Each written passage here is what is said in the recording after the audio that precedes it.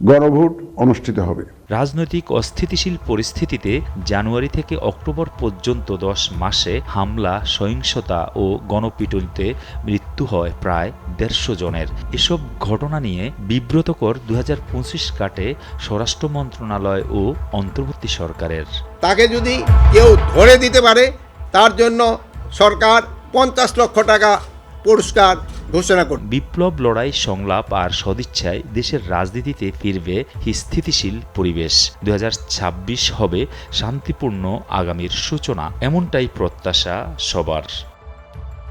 Sohan Khan, SATV, Dhaka.